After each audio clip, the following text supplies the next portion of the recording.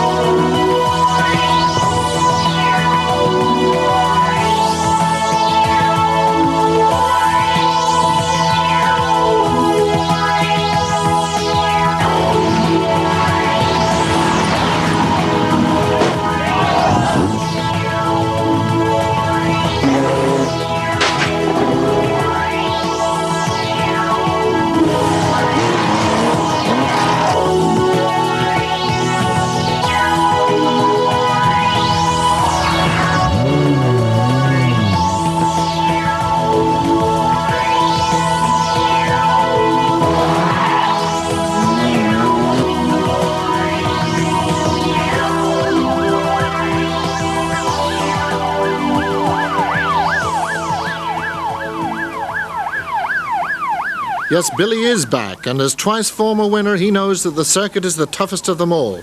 Day one is spent in the north on pace notes. Before dawn on Easter Saturday, they head south through Dublin to the rally's new overnight stop in Waterford, taking in such classic stages as Sallygap and Agavan on the way. The Sunday run this year is entirely in the sunny southeast. Then on Monday, they start the long, non-stop trek home, 27 hours on the road, up through the Midlands of Ireland for supper in Galway. Then it's on through the night into the northwest, Mayo, Sligo and Donegal, the sting in the tail, and finally back across Northern Ireland again on pace notes to Belfast by early afternoon on Tuesday. This is Coleman's second outing for dealer Opel Team Ireland. In Galway he had his first taste of the works Opel Manta 400, but apart from a very brief appearance in last year's circuit in the ex-Ari Vatanen Escort and an excellent win on the Killarney Rally of the Lakes, Billy has been a stranger to Irish stages for a number of years. Is it now too much to expect that the Corkman can still match the pace of those that have filled the record books in his absence? The very best are in Belfast for the 1984 Rothmans Circuit of Ireland International Rally, and there is plenty of experience amongst them. Here he comes, Jimmy McRae, the very popular little Scotsman in the AC Delco entered Works GM dealer. The circuit is crucial to Jimmy's Open Championship hopes, as the Forest rounds are now the property of the Quattros. 1980, 1981 and 1982. And of course last year, third overall. Jimmy, last year wasn't the year you want to be reminded of, really. Especially all happened in the first day, and I think we're just trying a bit too hard and took the wall and broke the suspension, so hopefully we've learnt a lesson from last year.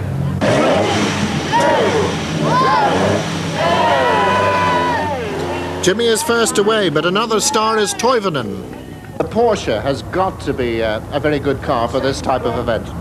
Well, actually we don't have any experience with this car with secret stages, so it will be very interesting to see how good it will be. Well, we wish you the best of luck. Henri Toivonen and Ian Grindrod in that gorgeous lightweight Porsche 911 RS. Toivonen, the hot favourite, but he isn't the only one on the boil. Oh, Mantas are stinking hot, unfortunately. But we'll lose a few pounds and make it up with the Guinness at the end. Well, Mike Broad in the passenger seat. This, of course, is the Andrews Heat for Hire sponsored car. You really enjoyed yourself on the Rothmans circuit last year. Now with a lot more power, obviously, potentially, this is probably the quickest car. Well, we have a lot of weight, but anyway, it's one of the quickest, and a lot of tarmac. We miss a little bit the gravel for our four-wheel drive system. Well, of course, it's a bit wet at the moment. That suits the four-wheel drive. Well, don't forget to brake. So there he is, ladies and gentlemen. Harold Demuth and Phil Short in the passenger seat. Someone who isn't over familiar with the brake pedal, the new Finnish wonder boy Juha Kankkunen in the Group A Toyota Corolla GT. Also in Group A, Chris Lord. Well, it was a pretty last-minute effort to get this car together. Yeah, it's been back to Germany since the last round of the first round of the championship, when I was able to blame everything mechanical apart from my poor driving. And it came on back the early part of this week. It's been resprayed, refettled, and it arrived late yesterday afternoon. The mechanics finished it off at 2 o'clock this morning. You're looking a bit resprayed yourself. You cheeky. Tension is not something that outwardly shows on Chris. However, Bertie Fisher and Austin Fraser have a lot of eyes upon them as the top Northern Ireland entrants. Next up in a similar Manta is Billy Coleman. Well, what do you think of your chances of writing yourself into the history books as another man that could win the Circuit of Ireland 3 times? Well, I would like to think they're not bad. As I say, I have a lot of experience on the event, and it's so long this year. I think that should count for a lot. So after that, it's in the lap of the gods, really. Well, I've never seen Billy so relaxed, so organised, and it really looks like a man that could do very, very well on this event. Austin McHale, his teammate, is expected to be very fast. McHale, the current tarmac champion, has the experienced Christy Farrell in the passenger seat, who is suffering from a severe dose of the flu. As the European Championship qualifier, the entries for this year's Rothmans circuit are restricted for the first time to the 3 new international groups. Group N, the normal or almost completely standard cars like the Vauxhall Astra GTE. Group A, the more modified cars, roughly similar to the old Group 1, this is the works Toyota Corolla GT. And Group B, the out-and-out rally supercars, of which the 4-wheel drive Audi Quattro is probably the most advanced. McRae proves that pace notes take nothing from the spectacle.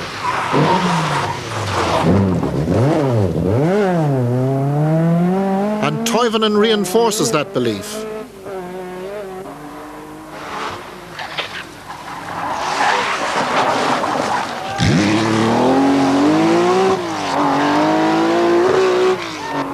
Chris Lord's high seeding in the Group A Golf is already causing problems with the following Bertie Fisher, who is quick from the start. The former Ulster Rally winner excels on pace notes. But Colin Malkin in the powerful Rover is not to last too long.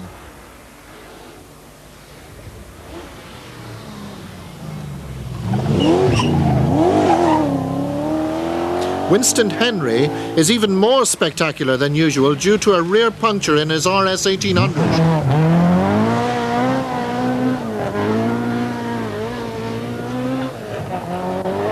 And pedalling much quicker than expected in his Blydenstein Nissan 240 RS is the former Hot Rod World Champion Davy Evans.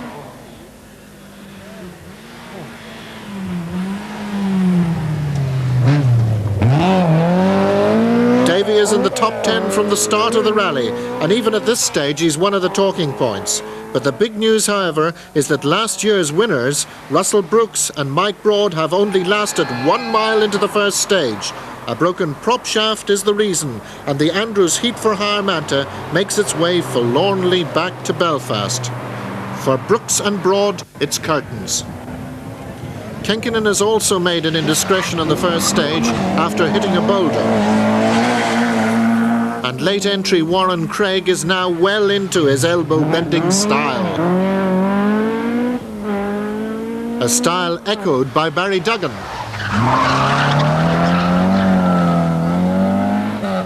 But Toivonen has been in the wars, hitting a bank on stage 3, and Henri is in a hurry. McHale, too, has lost time with a puncture. But Ernest Kidney is more than pleased to be lying 5th.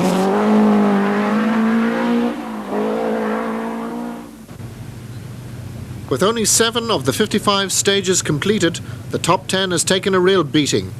The leader McRae is the latest casualty. His Manta has been off the road and suffered severe body damage. The AC Delco entry still leads.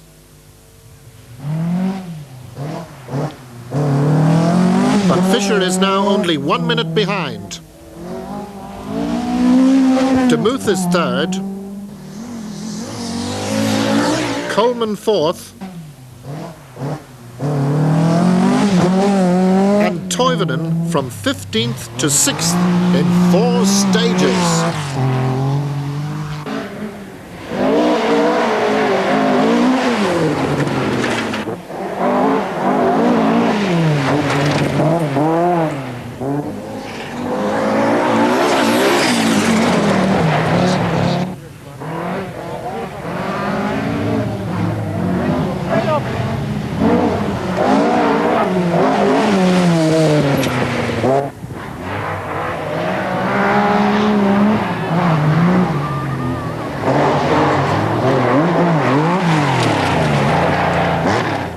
McHale's punctures have dropped him to 7th, just 1 place ahead of Mike Dunnion's Chevette.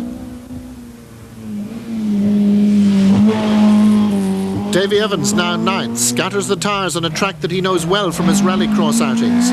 Evans only started the rally after a special licence had been granted by the RAC, and co-driver Roy Kernahan is keeping his new pupil well under control. This tyre wasn't waiting around for the second lap. Local Group A men, Alan Johnson and Bobby Willis. But Kenny McKinstry is ahead of them in his brother's RS2000.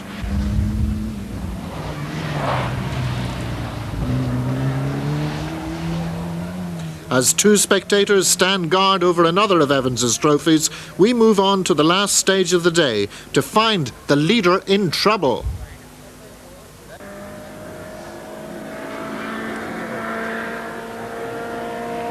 A telltale wisp of steam signifies that McRae's head gasket has blown. Jimmy will lose the lead to Fisher in service before Belfast. And an Ulster crew leads the Rothman circuit after the first day in Ulster.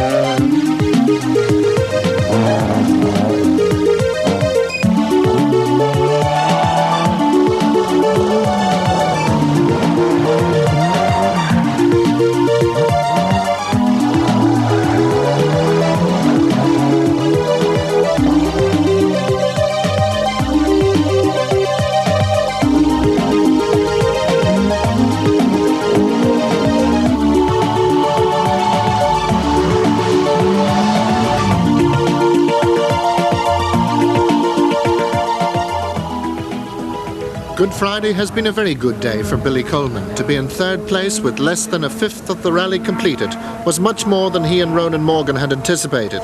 The Manta hadn't skipped a beat, and Coleman will rest well before the 4 o'clock start in the morning.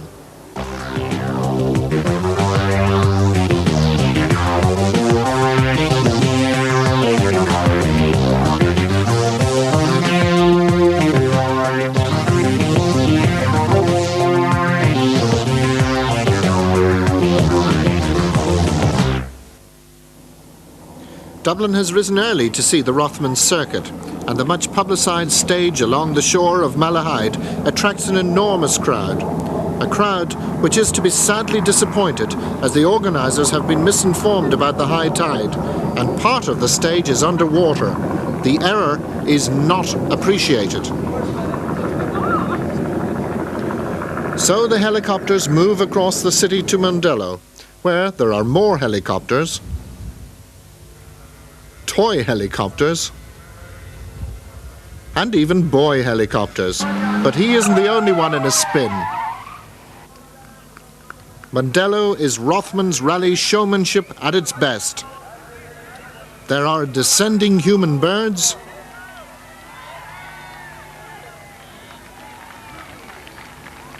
motorized low-flying wasps,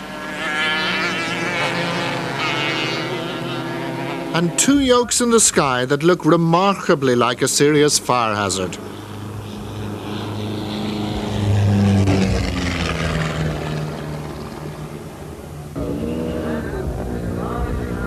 Demuth gets the real business underway, four-wheel driving his Audi Quattro round shell. Followed by Jimmy McRae, now with a head gasket. And Coleman lost. Some people will do anything to show they're not on notes. Toivonen is the fastest man at Mondello, and the experts have predicted that he could lead the rally before Waterford. McHale has raced here before and it shows. Not so John Price. Kankkunen is back in the lead in Group A.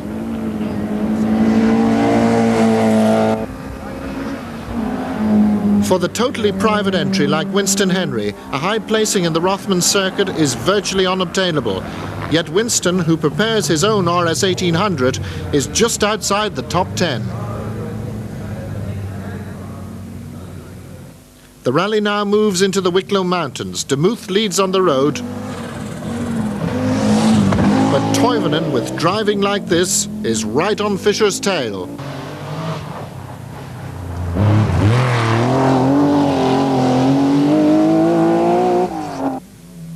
And there is little that the Gold Card team can do about it.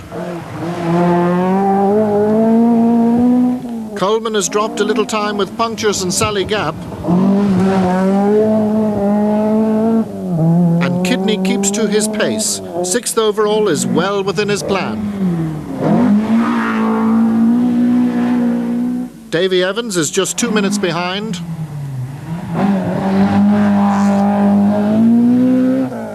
Welshman Russell Gooding, the hero of the recent Portugal rally, is 9th. And Pat White, presently 20th, is having a very spirited run. Tim Bryce, the early Group A leader, has dropped back with gear selection problems. Something which Mick is trying to explain to his girlfriend. You see, the selector arm won't bend back, and it means that the gear lever isn't connecting to the selector, and so you can't get it in. At Crossroads in stage 20, the second last stage before a much-needed rest in Waterford. Rumours sweep the village that the Porsche has taken the lead from Bertie Fisher.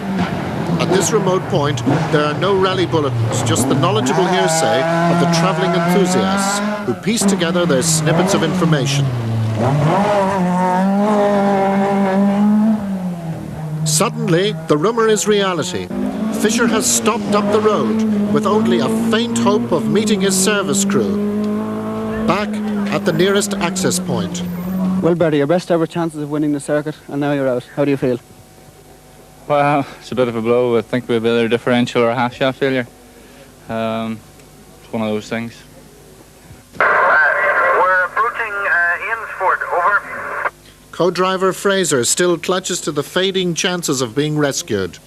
Well, we had been leading since Belfast, and we dropped 3 seconds behind Henri Toivonen, just starting this stage, actually. And for those 3 seconds, do you reckon you would have picked them up? No, we weren't really trying to pick them up because we were trying to preserve the car, believe it or not. The Manta is slightly prone to this problem. We've had a similar problem some time ago. Time is now desperately short, and the reality of this situation is hard to accept. What do you reckon time-wise? Huh? We're already 13 minutes over the maximum for the stage. Oh, well, that's enough. I know it is. As the offending part is removed, all that is left of the glory is an autograph.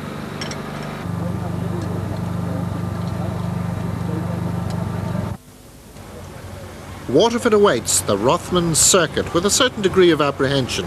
To move the rally from its traditional base in Killarney was a brave step by the organisers and the townspeople alike. Something which has to be watched.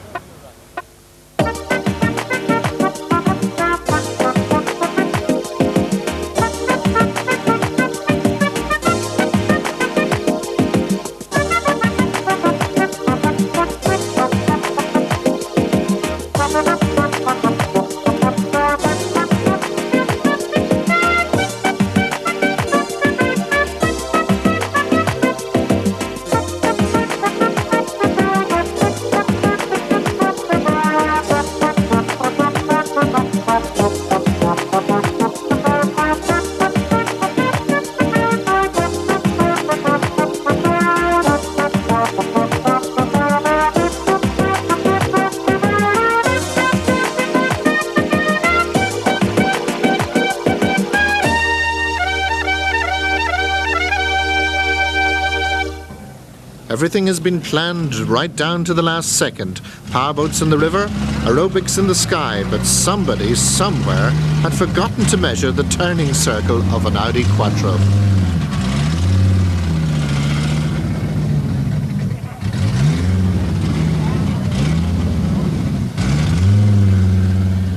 And so in Waterford on Saturday, the Rothmans Porsche leads the Rothmans Rally in such a dominating fashion that Coleman, the top Irish driver, is now 5 minutes behind the leader.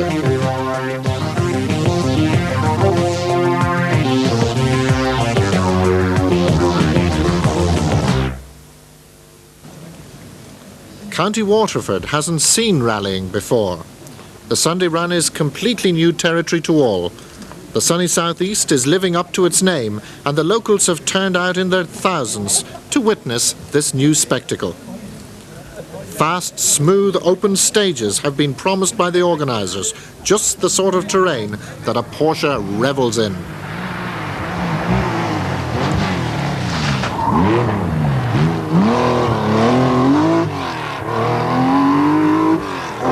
Austin McHale indulges in a bit of aerobics.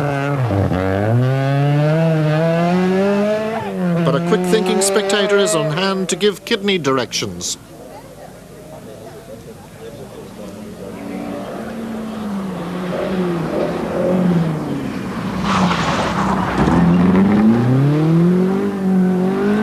Full marks to these two, who get stuck into building something more robust. Russell Gooding and Roger Jenkins are ninth, 2 places behind that other top Welsh crew, John Price and Derek Davis, in the Renault 5 Turbo.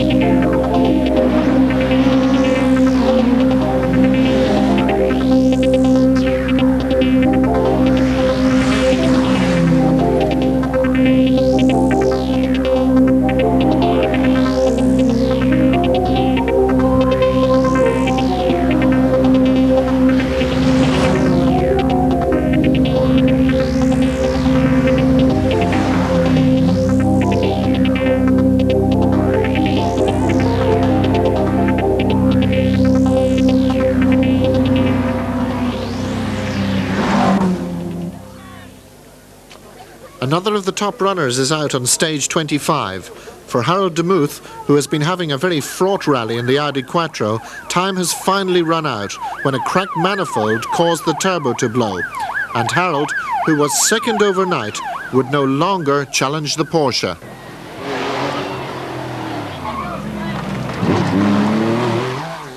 Coleman is now up to second place.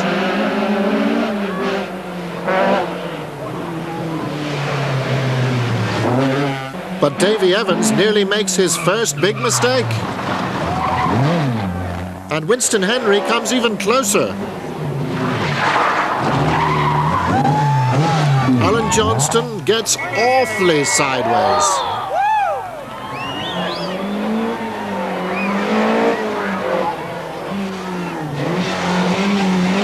And John Price has dropped from 7th to 9th after being over a bank on stage 23.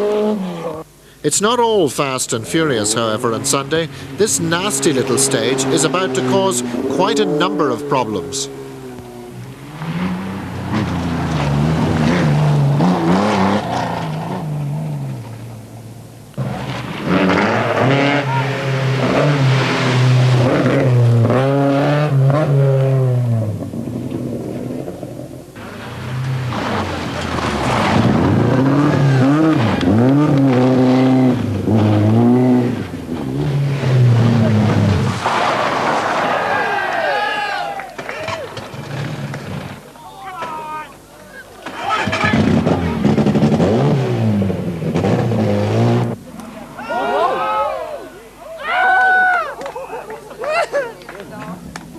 God, dat was close, mensen. Wees met me thuis!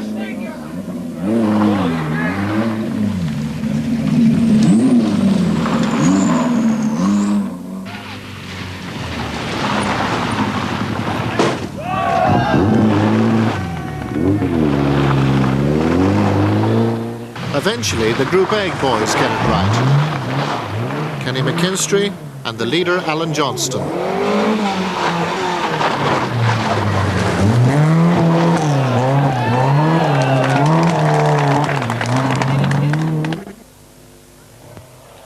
Pat White's rally is unfortunately about to come to an end.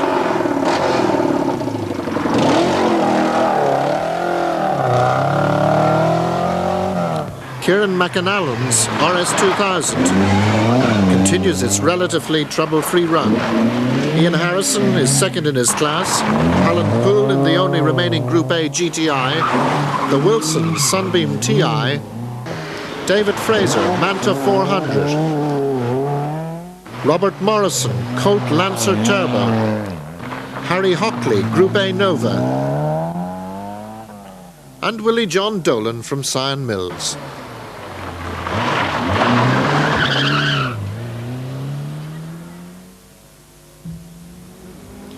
Yes, an alternative sport has come to Waterford. The hurley sticks are laid down for the day to wonder at this new diversion.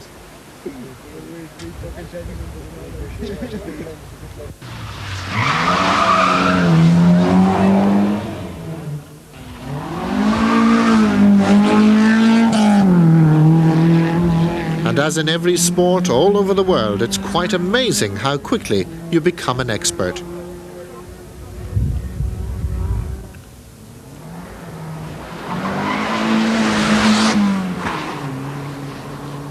The fastest woman of the event is Jenny Birrell in her Samba, but she is not eligible for the Ladies' Award as her co-driver Neil very definitely does not fit into that category.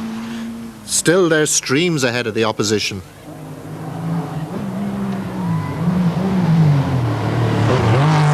As Toivonen is of Coleman, 6 minutes to be precise.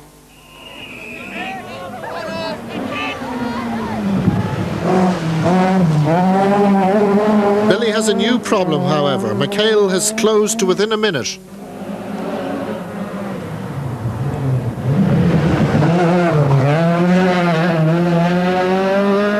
Ernest Kidney is fourth as he tosses his Robin Lyon's own Sunbeam Lotus through the streets of Stradbally.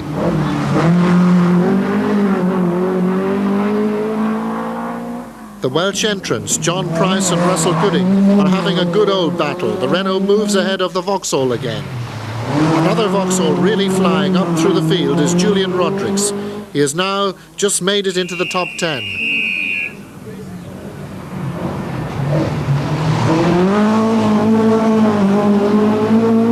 It's enough to give a lad a thirst. Davy Evans, it seems, is not infallible. He has damaged the Nissan steering on stage 26, but is still a remarkable 5th overall. In the searing Easter sun over the south coast of Ireland, bodies are being bared at an alarming rate. Some go topless, but in Kilmurran Cove there is a nudist colony. Not approved of by the executive officers of the Kilmurran Decency League.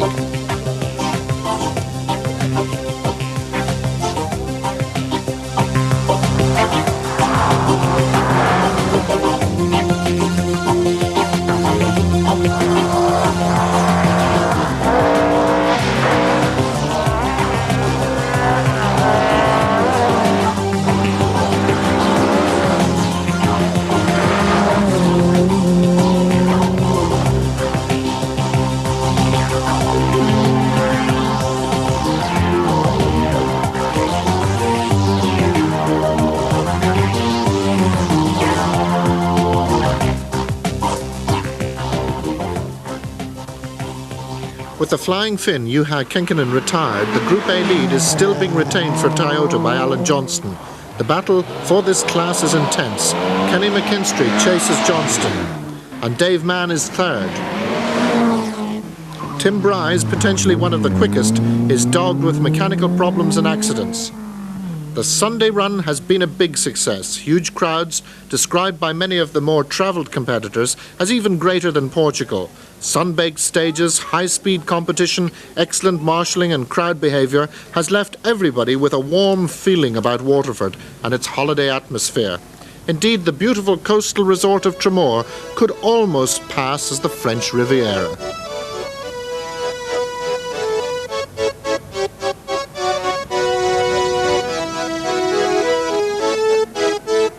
However, at amusements of a different kind in Waterford City, rally leader Henri Toivonen has received a severely strained ankle in a celebrity kart race. The Porsche domination is threatened.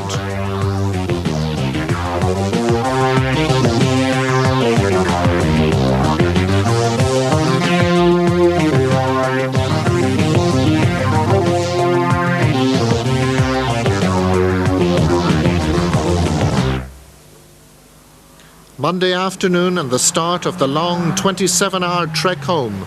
Toivonen in pain on stage 34.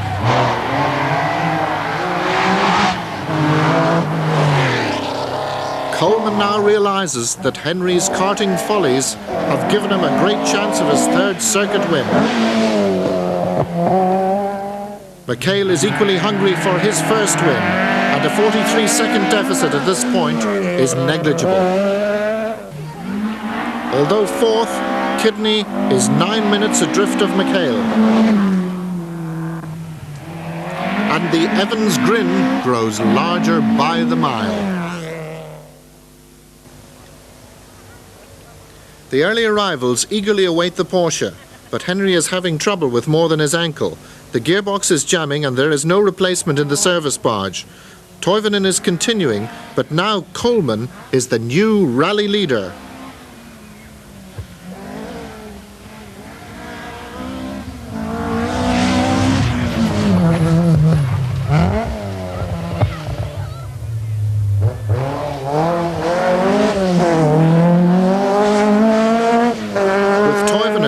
For the moment out of the way, both the dealer Opel Team Ireland Mantas lead the circuit.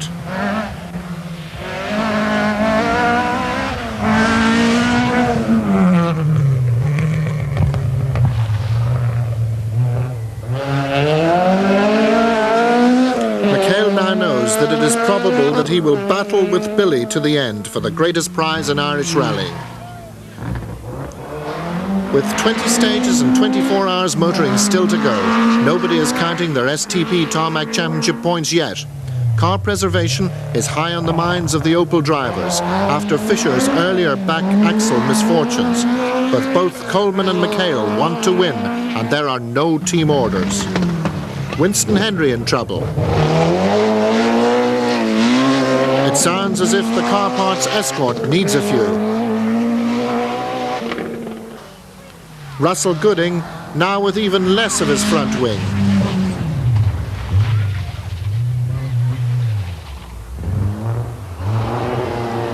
There is still no sign of Toivonen. But now he appears at last.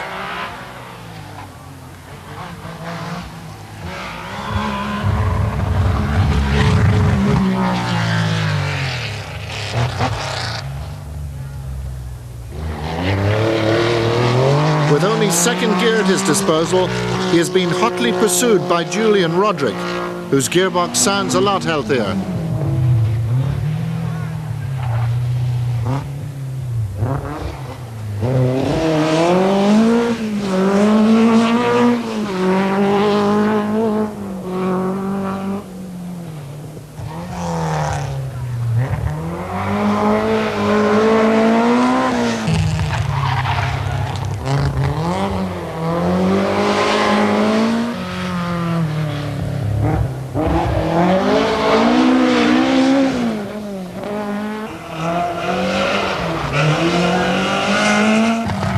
The spirited Stephen Emerson in his Targa-style Talbot.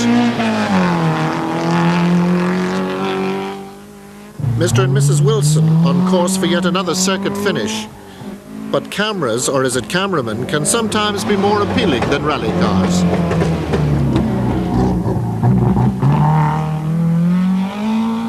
So where to next? A quick look at the rally pack and we move on to one stage closer to Galway. Ernest Kidney is now 4th overall, the commendable position he finished in last year.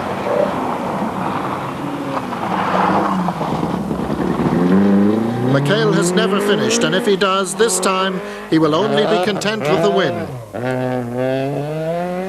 Gooding is gradually going to pieces, whereas Alan Johnston seems to improve stage by stage. Meanwhile, Toivonen is now stuck in 5th gear and is dropping further and further back, although a spare gearbox is being taken out of a road car for the Porsche at this very moment, and boy does he need it. For Winston Henri also, it's almost the end of the line. He's been off just up the road and there's not much left to rally.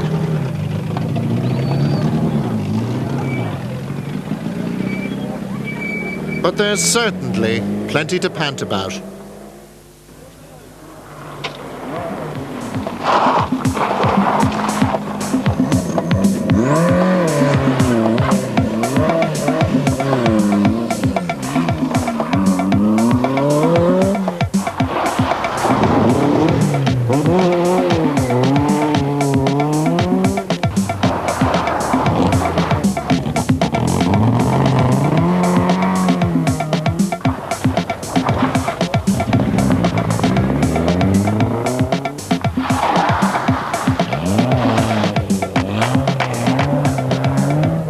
Talk about tail wagging.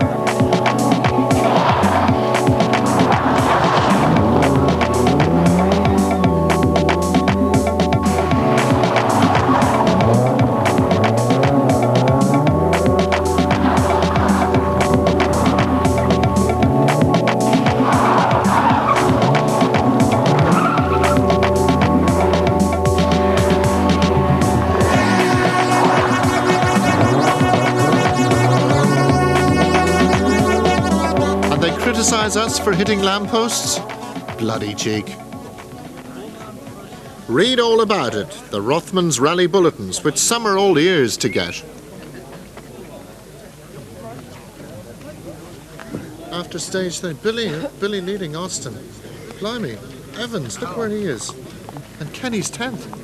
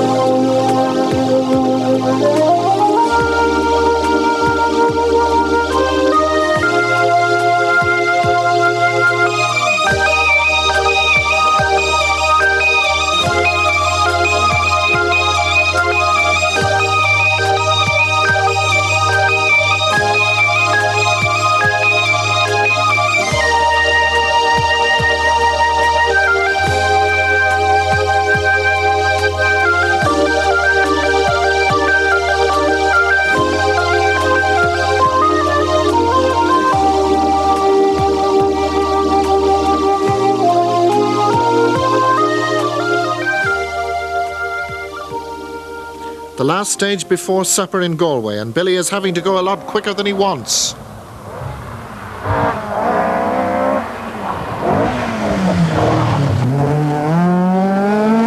McHale continues to take time out of the leading Opel, and relationships between the two teams are decidedly fraught. Ernest Kidney and Seamus McCanny, in marked contrast, are getting on like a house on fire.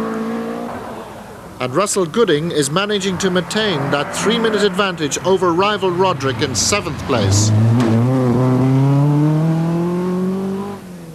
Toivonen's troubles continue.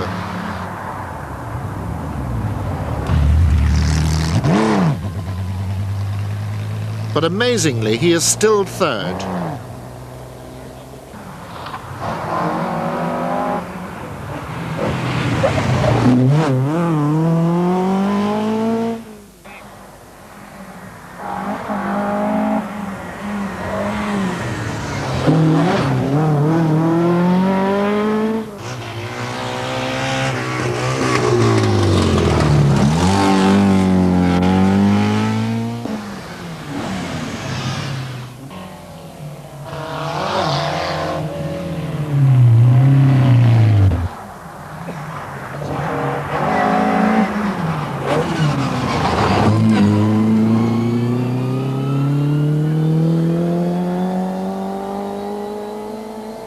At the supper halt in Galway, the rally is still very much alive. Only 20 seconds separate Coleman and McHale for overall honours, and there is still an outside chance that Toivonen can get the Porsche repaired. But Billy is looking for an alliance. Well, my main worry at this point is that when you get two cars with a chance to win, they're under so much pressure, and we've done something like 1,200 miles now, and they must be near breaking point, and they're still under pressure.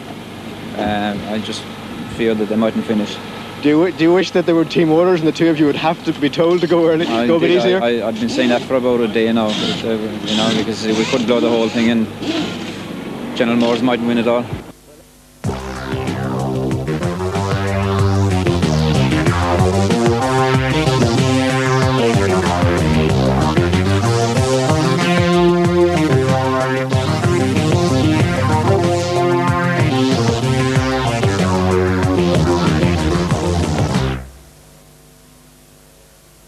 And so into the night, for what is undoubtedly going to be one of the toughest sections of all. From Galway, they head for the Mayo stages, barren, yumpy territory designed to tire man and machine. At 2 a.m. they pass through Sligo and then into Donegal, such famous stages as Lough Esk, Dunlow Lake and Dukery.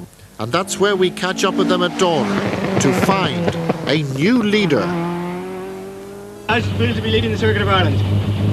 Hard work. Are you going to maintain that, do you reckon?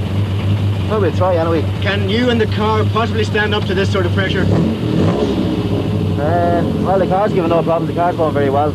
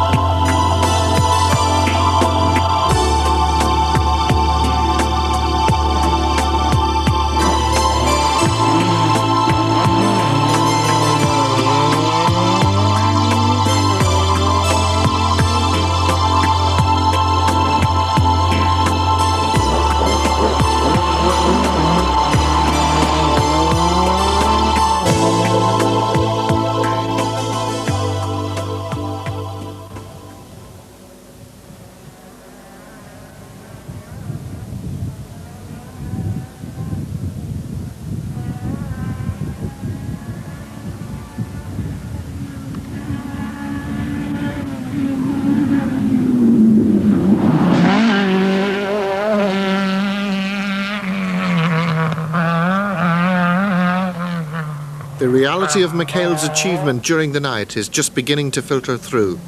Austin and Christie, suffering from the flu throughout the rally, now have a 1 minute 11 second advantage over their teammates. Is Billy Coleman really beaten? Has he overplayed the car preservation strategy? Billy knows that County Donegal has been the graveyard of many a rally car in the past. But as they reach breakfast in the Mount Errigal Hotel, it really looks as if the Corkman has played it wrong. The night has taken its toll. Toivonen finally went when they failed to replace the gearbox in time. Russell Gooding moved up to 6th by Sligo, but then retired with a blown head gasket.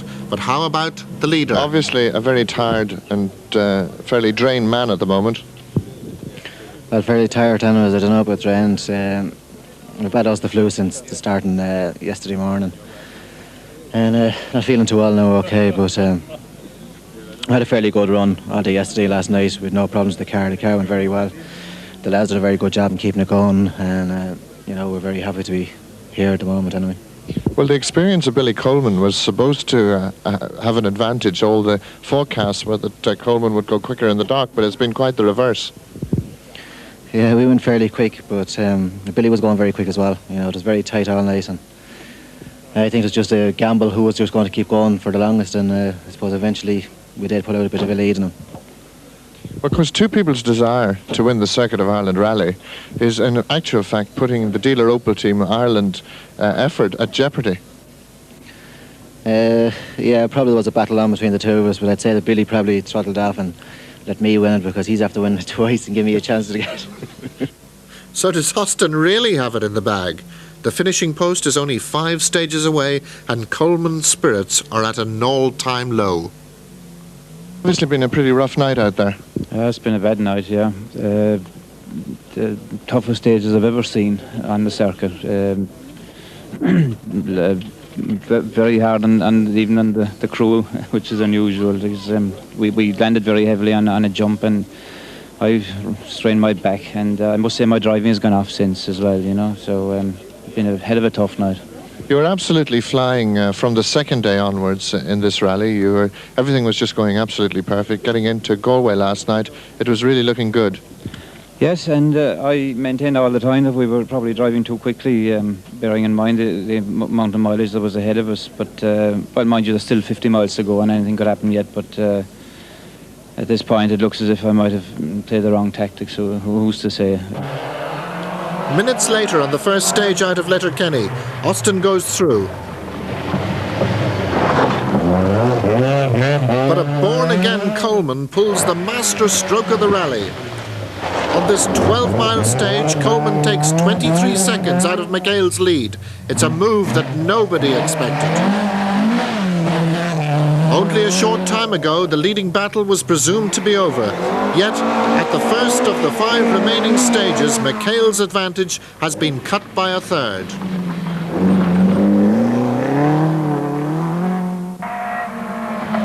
Mike Dunnion has had innumerable problems all weekend, yet he is still hoping for a top 10 finish.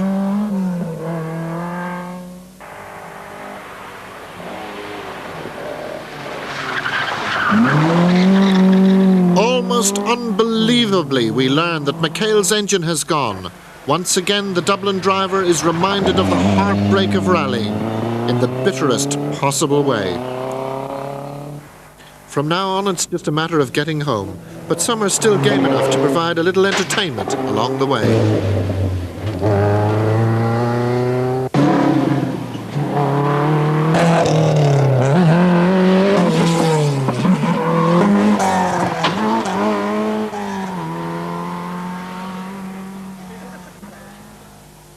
For Davy Evans, it is all still a dream. To be third in your first ever rally, let alone the Circuit of Ireland, is an achievement that his fans have come in their thousands to salute. John Price coaxes the turbo home. And Alan Johnston revels in his Group A glory. For Billy Coleman, the last 60 minutes have brought amazing changes.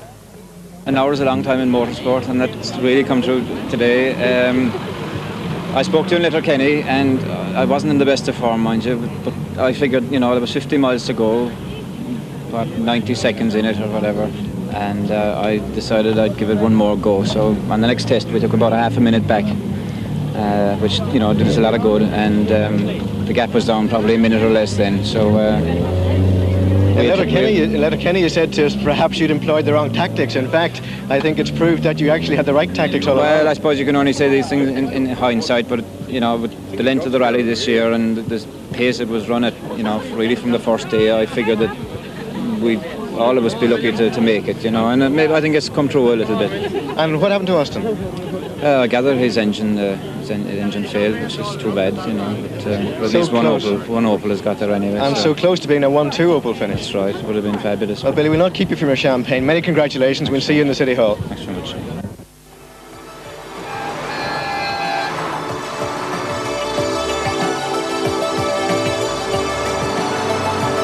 The victory train heads down the M1 to Belfast. 36 cars, less than half the number that started, have survived this 5-day marathon. For all of them, it has been an outstanding achievement. For some, the special honours. Brian Wiggins, Tony Shepherd, Group N winners.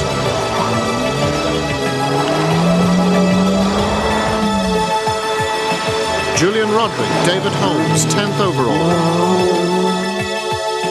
Warren Craig and Colin Kniveton.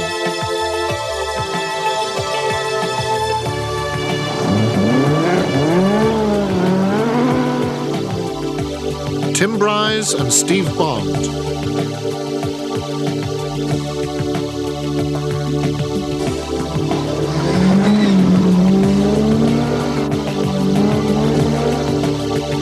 David Mann and Dave West.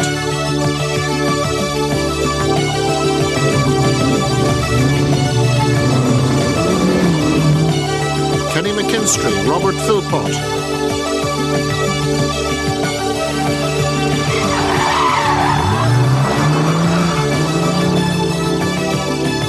Alan Johnston and Bobby Willis, Group A winners.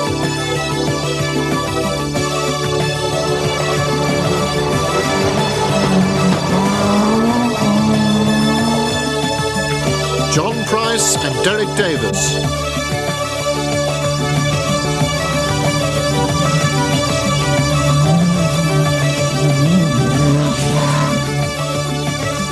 Davy Evans and Roy Kernahan.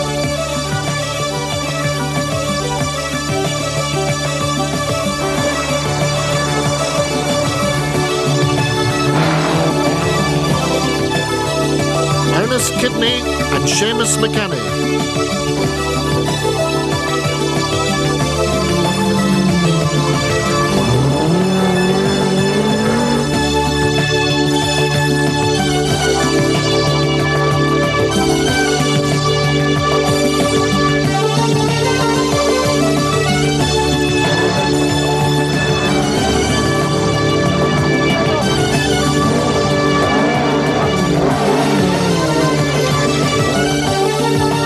Billy Coleman and Ronan Morgan, the winners of the 1984 Rothmans Circuit of Ireland International Rally in the Shell Dealer Opel Team Ireland Manta 400.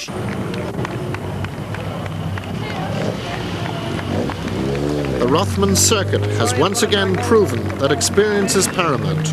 Austin McHale and Christy Farrell will undoubtedly get their day again, but this day belongs to Billy Coleman and Ronan Morgan. Billy joins the ranks of Paddy Hopkirk, Roger Clark, Russell Brooks and Jimmy McRae as 3 times winners. And Ronan gets his first international.